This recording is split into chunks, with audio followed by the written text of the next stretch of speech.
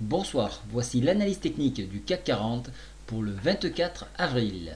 Alors, comme je vous le disais hier, il fallait chercher un point en haut pour travailler, donc les shorts. Donc c'est ce que nous avons fait. Donc on est venu chercher le point le plus haut ici à 4440, 4482 pour le shorter, récupérer des lignes que nous avons laissées, puisque nous travaillons que la baisse actuellement, comme je l'ai dit hier.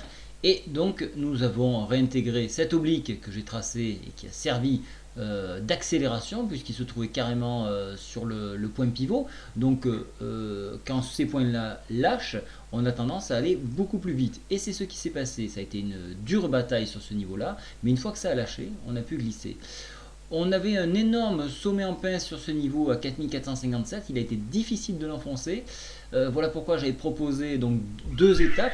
Donc une étape à 4400, j'ai un trou, mais la deuxième du moins était à 4448. C'est un point que nous sommes venus chercher, mais vraiment au rasoir, hein, donc j'espère que vous avez bien profité.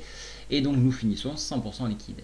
Pour ce qui est de la continuité au vu de cet Aramis baissier, on pourrait aller chercher la médiane de la fourchette Andrews ici à 4432. Par extension, pourquoi pas venir chercher la moyenne mobile 10 à 4418 et la moyenne mobile 20 à 4411. Vous voyez que nous sommes toujours dans ce couloir marron là, en pointillé, avec celle-ci en noir par contre.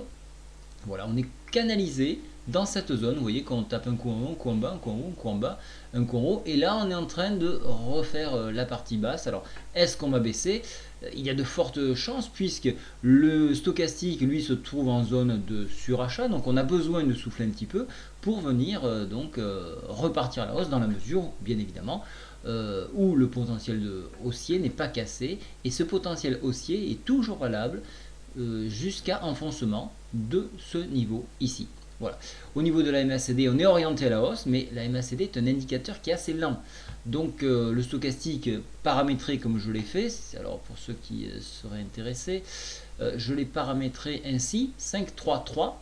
Donc voilà, ça vous permet d'avoir un stochastique qui est un petit peu plus réactif.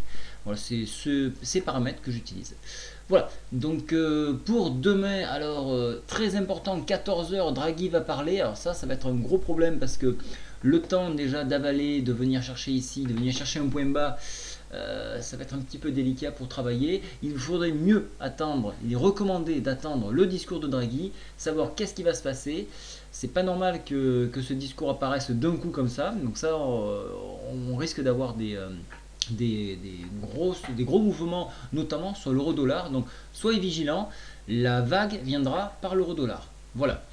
Je vous souhaite à tous une très bonne soirée et excusez-moi de vous livrer cette vidéo un petit peu tardive. Au revoir.